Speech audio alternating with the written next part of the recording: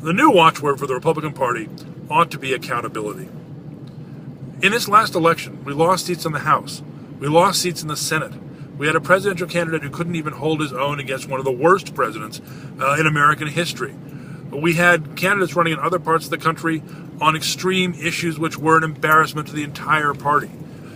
In a situation like this, ideally, if a party is functional, heads should roll. People at the top should be held accountable. They should lose their jobs. They should be reviled and cast out as the disastrous, failed leaders that they are. But we haven't seen that in the Republican Party. It seems like business as usual. There's no reaction from the top for the dismal mess which they made of this election. Republican National Committee Chairman Reince Priebus, who's the head of the party, instead of being kicked out unceremoniously on his butt, has gotten his wagons together.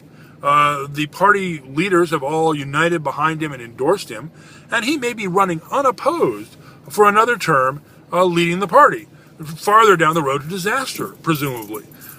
It becomes clear that the leadership of the party is this oligarchy of old men who are interested more in their own personal power than they are in running an effective political party which can change this nation.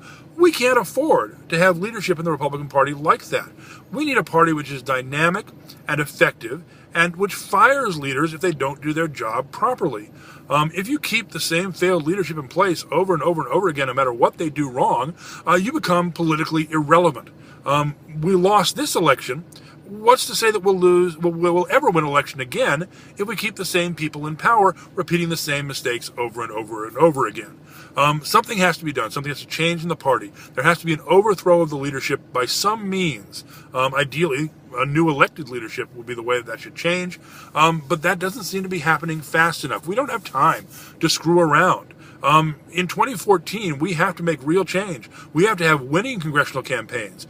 We have to take the arguments that we have to the people and get our candidates elected so that we can save this country from the road to disaster which the Democrats and our congressional political leadership in the Republican Party, like John Boehner, have put us on. We don't have that much time to avert the fiscal, financial disasters which are coming our way.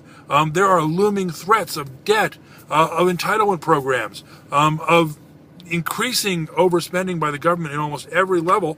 We have to stop that stuff. And we're not going to stop it if we don't have a leadership in the Republican Party which can promote candidates who are truly dedicated to principle, to the things that are in the party platform for the most part, and to changing the country in a more positive direction, becoming more fiscally conservative, and getting the hell out of these divisive social issues. If we don't make those changes, we need to give up as a political party. We have no future.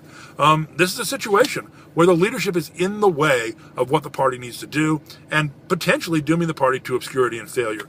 If you can't lead and you are nominally a leader, then you should have the good sense and the decency to get the hell out of the way. And that's what Reince Priebus should do. He shouldn't be circling his wagons. He shouldn't be intimidating people and leading party purges. He should be skulking away in embarrassment while we put real people who are competent and serious about making the Republican Party a successful party for the good of this nation in his place.